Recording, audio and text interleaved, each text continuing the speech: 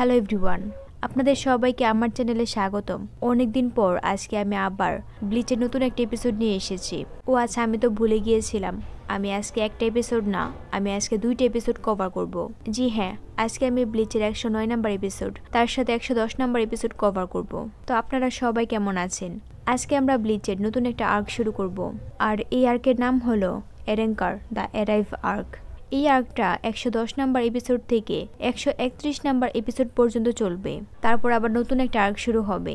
Two be honest, আমি চাইছিলাম না এই বিষয়টা আপনাদের কাছে হাইড করতে, আর সেটা হলো এখন থেকে ব্লিচের ভিডিওর পাশাপাশি মুভি আসবে। কারণটা হলো ব্লিচের মধ্যে অত বেশি রেসপন্স নেই।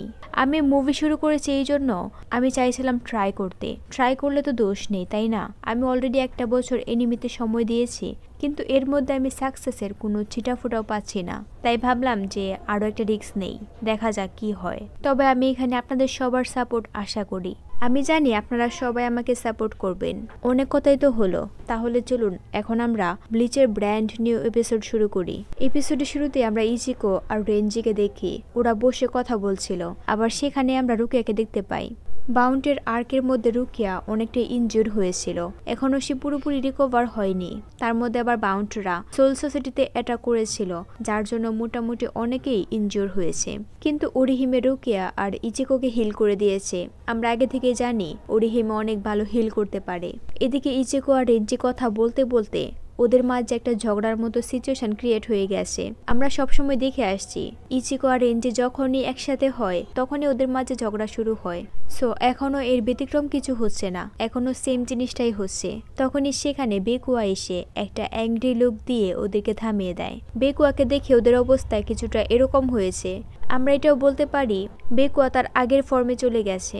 বেকুয়া ওদের দুজনকে হুমকি দিয়ে সেখান থেকে চলে যায়। বেকুয়া চলে যাওয়ার পর ওদের মাঝে আবারও ঝগড়া শুরু হয়। আসলে ওরা যখনই একসাথে থাকে তখনই ওরা চুপ থাকতে পারে না। ওদের কথা শুনে রুকিয়া ঘুম থেকে উঠে যায়। রুকিয়া ওদের দুজনকে বকা দেয়। তারপর ওরা 3 জন একসাথে বসে বাউন্ট্রিদেরকে নিয়ে কথা বলে। ওদের কথার মাধ্যমে আমরা কারিয়া সম্পর্কে জানতে পারি কারিয়া হলো বাউন্ট্রিদের লিডার, তবে সে মারা গেছে, ইচিকো তাকে মেরে ফেলেছে। তবে এই বাউন্ট্রিদের স্টোরি কিন্তু অনেকটাই দুঃখজনক, যার জন্য ইচিকোর অনেকটাই খারাপ লাগে। তখন আমরা ফ্ল্যাশব্যাকের ছোট্ট একটা সিন দেখতে পাই।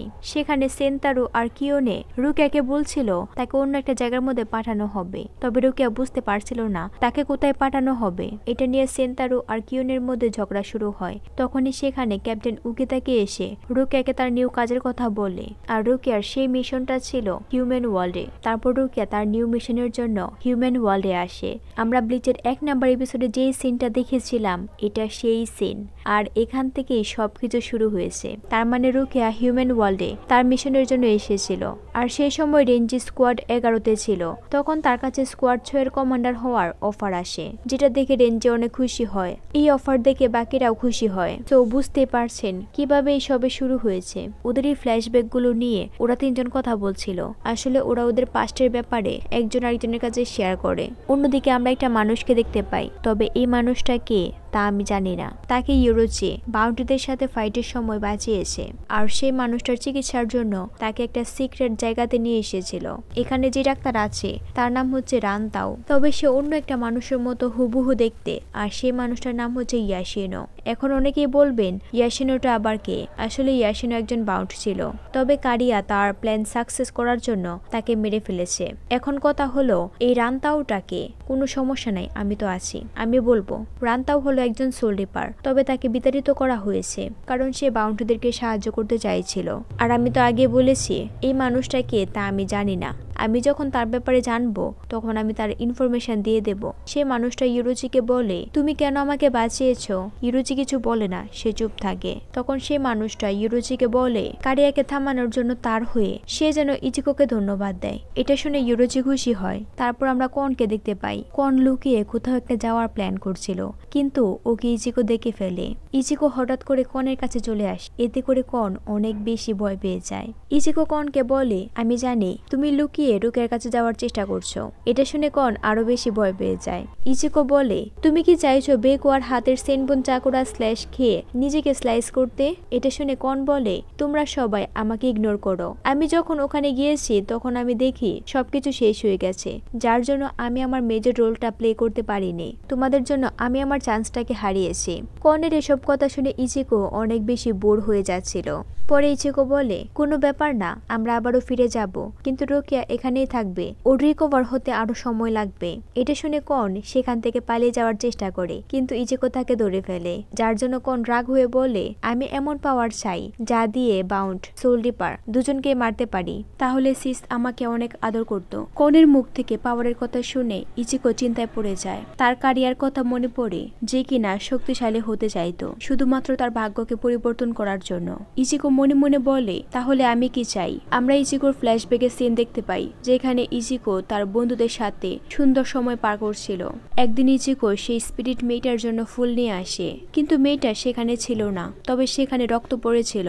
সেখানে থাকা একটা স্পিরিট ইচিকোকে বলে, এই মেয়েটার সোল গায়েব হয়ে গেছে। ব্যাকগ্রাউন্ডে ইচিকো বলে, আমি জানি না ওরা কেন গায়েব হয়ে যায়, আমি নিজেকে যতই ট্রেন করি না কেন আমি ওদেরকে রক্ষা করতে পারি না। যখন এটা আমি বুঝতে পারি তখন আমার আত্মা কেঁপে ওঠে। ইচিকোর সেই স্পিরিট মেয়েটার সাথে কাটানো সুন্দর মোমেন্টের কথা মনে পড়ে। এগুলো মনে করে ইচিকোর মন খারাপ হয়ে যায়। সিন আবারও বর্তমানে আসে। ইচিকো এই সবকিছু মনে করে মনে মনে বলে, আমি আমার শক্তি দিয়ে সবাইকে রক্ষা করব।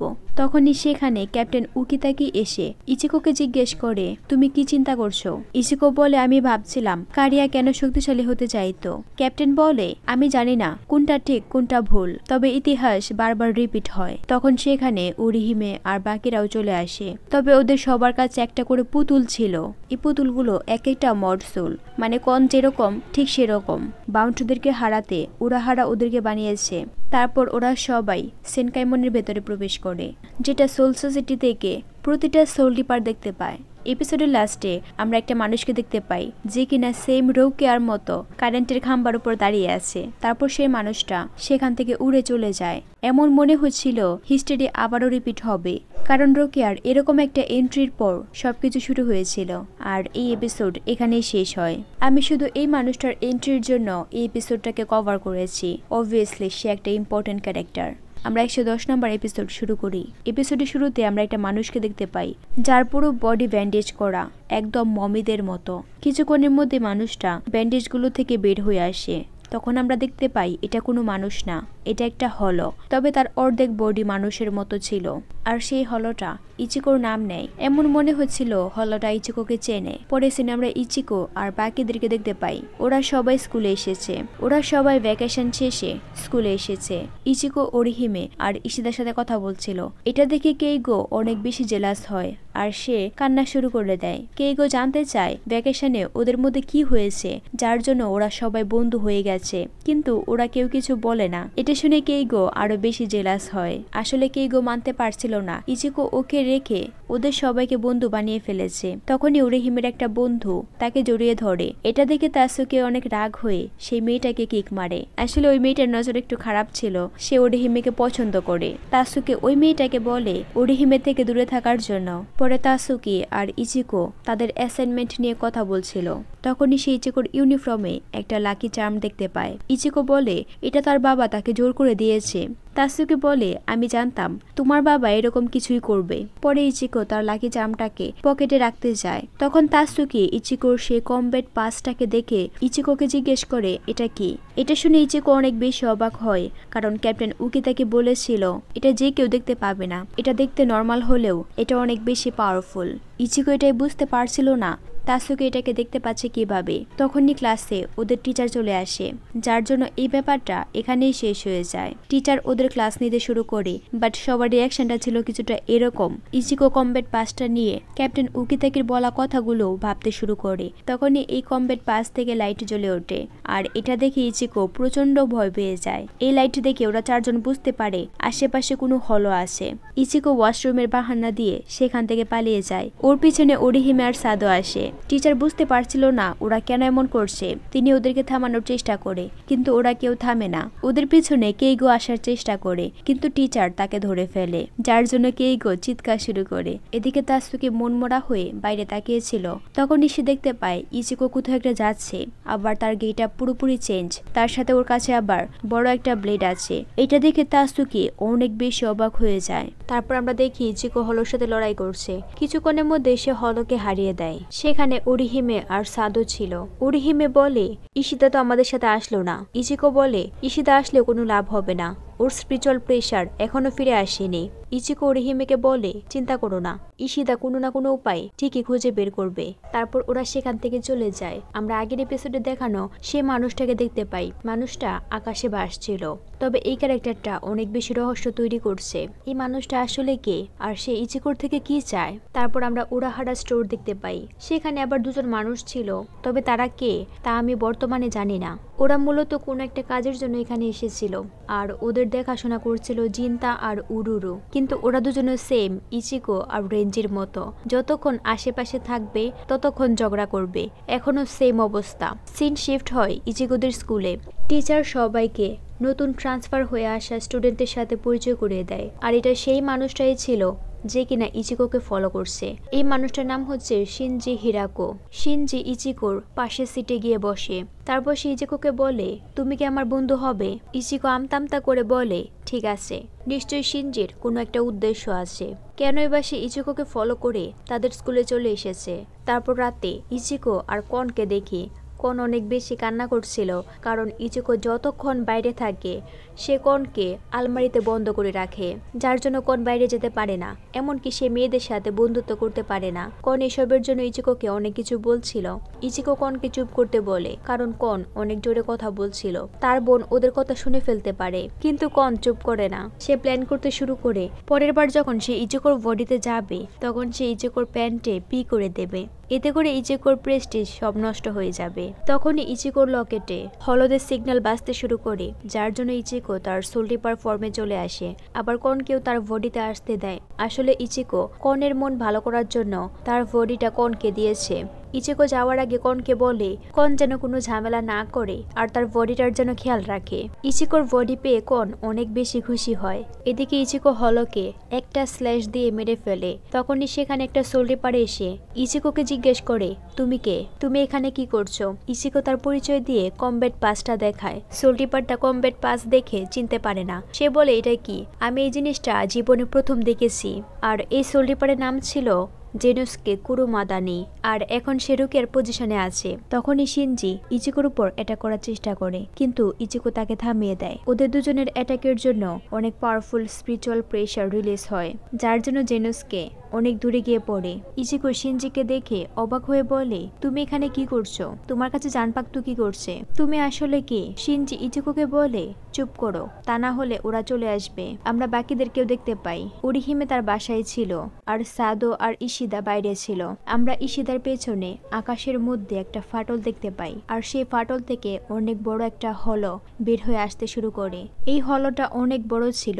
ইশিদা হলোর স্পিরিচুয়াল প্রেশার ফিল করে থেমে যায়। তারপর সে পেছনে তাকায়। এদিকে আমরা কনকে দেখি। কন অনেকদিন পর বাইরে এসে মনের সুখে লাফালাফি করছিল। তখন সেখানের আকাশেও অনেক বড় একটা ফাটল দেখা দেয়, আর সেই ফাটল থেকে এপিসোডের শুরুতে দেখানো হলোটা বের হয়ে আসে। হলোটা কনকে ইচিকো মনে করছিল, তাই সে কোনো সময় নষ্ট না করে ইচিকোর উপর অ্যাটাক করে দেয়। কিন্তু কনের ভাগ্য ভালো ছিল, সে কোনোভাবে সে অ্যাটাক থেকে বেঁচে যায়। যদিও কন বেঁচে গেছে, তারপরও ওর ভাগ্য কিন্তু এতটাও ভালো না। কন কিন্তু অনেকদিন পর বাইরে বের হয়েছে, কিন্তু এখন তার সামনে হলো। জীবন মরণের প্রশ্ন চলে এসেছে, আর এই হলোর নাম হলো গ্র্যান্ড ফিশার, যাকে আমরা আগের একটা এপিসোডে দেখেছিলাম। এই হলোটাই ইচিকোর মাকে মেরেছিল। গ্র্যান্ড ফিশার কনের রিয়াকশন দেখে বলে, তুমি এটা বলো না তুমি আমাকে ভুলে গেছো। কন গ্র্যান্ড ফিশারকে চিনতে পারে, যার জন্য সে অনেক বেশি ভয় পেয়ে যায়। অন্যদিকে আমরা উরাহারাকে দেখতে পাই। উরাহারা এই হলোগুলার স্পিরিচুয়াল প্রেশার ফিল করতে পারছিল, তাই সে অনেক বেশি চিন্তায় পড়ে যায়। সিন শিফট হয় ইচিকো আর শিনজির উপর। শিনজি বলে, ওরা চলে এসেছে। এটা শুনে ইচিকো জিজ্ঞেস করে, কারা চলে এসেছে। শিনজি বলে, আমি তো আগে বলেছিলাম অত বেশি স্পিরিচুয়াল প্রেশার রিলিজ করো না, তাহলে ওরা চলে আসবে। ইচিকো রাগ হয়ে বলে, তুমি আসলে কে? তখন শিনজি তার হলো মাস্কটা এনে ইচিকোকে বলে, আমিও তোমার মতো একজন, তাহলে চলো আমরা বন্ধু হয়ে যাই। তবে বন্ধু হওয়ার কথাটা এবার অনেক বেশি সিরিয়াস ছিল। আগের বার সে মজা করে বললেও এবার সে সিরিয়াস। শিনজি আরো বলে, তুমি আমাদের সাথে বিলে যাও। এটা শুনে ইচিকোর ঘাম ছুটতে শুরু করে। সে কি বলবে বুঝতে পারছিল না। এদিকে আমরা ইশিদাকে দেখতে পাই। ইশিদা এই এত বড় হলকে দেখে অনেক বেশি ঘাবড়ে যায়। ওরও ঘাম ছুটতে শুরু করেছে। তবে ইশিদা মনে করছিল এই হলটা ম্যানোস গ্রেন্টে, কারণ সে আগেও দেখেছে ম্যানোস গ্রেন্টে এরকম ভাবে এন্ট্রি নেয়, তার মধ্যে আবার হলটার স্পিরিচুয়াল প্রেশার অনেক বেশি। তখনই হলটা ইশিদার উপর অ্যাটাক করে দেয়। ইশিদা তার অ্যাটাক থেকে বেঁচে তার কাছে থাকা বোম দিয়ে হলর উপর অ্যাটাক করে। বাট এসব ছোটখাটো বোমে হলটার কিছুই হয় না। হলটা কয়েক সেকেন্ডের মধ্যে নিজেকে আবারও রিজেনারেট করে নেয়। এটা দেখে ইশিদা অনেকটাই অবাক হয়। তারপরও ইশিদা এত জলদি হার মানবে না। ইশিদা হলোর জন্য একটা ট্র্যাপ মেক করার চেষ্টা করে, কিন্তু তার আগে হলোটা তার উপর অ্যাটাক করে দেয়। তখনই ইশিদা দেখতে পায় এখানে একটা হলো না, এখানে দুইটা হলো রয়েছে। হলোটা তার লম্বা জিহ্বা দিয়ে ইশিদাকে মারতেই নেয়। তখনই কেউ একজন হলোর উপর অ্যাটাক করে তার জিহ্বা কেটে দেয়। এতে করে হলোটা জোরে চিৎকার করে। তবে সেই মানুষটাও একটা খুঁজছি। মানুষটা ইশিদাকে বলে, তোমার অবস্থা দেখে আমার করুণা হচ্ছে। আর এই মানুষটার নাম হচ্ছে রিওকেন, আর সে হলো ইশিদার বাবা। উনাকে দেখে ইশিদা অনেক বেশি অবাক হয়, যার জন্য সে তার নাম বলে ডাকে। এটা শুনে তার বাবা বলে, তুমি দেখি আগের মতোই আছো, অভদ্র। ইশিদার বাবাকে দেখিয়ে এই এপিসোড এখানেই শেষ হয়। দুইটা এপিসোড একসাথে কেমন লেগেছে অবশ্যই কমেন্ট করে জানাতে ভুলবেন না। সাথে আপনাদের মূল্যবান মতামত কমেন্ট বক্সে শেয়ার করবেন, সেটা অলওয়েজ আপনাদের সবার জন্য ওপেন থাকবে। যদিও এই এপিসোডগুলো অত বেশি ইন্টারেস্টিং ছিল না, তারপরও পরের যে এপিসোডগুলো আসবে সেগুলো অবভিয়াসলি ইন্টারেস্টিং হবে। তাই হতাশ না হয়ে পাশে থাকুন। দেখা হবে অন্য কোনো ভিডিওতে। সে পর্যন্ত ভালো থাকুন। Thanks for watching.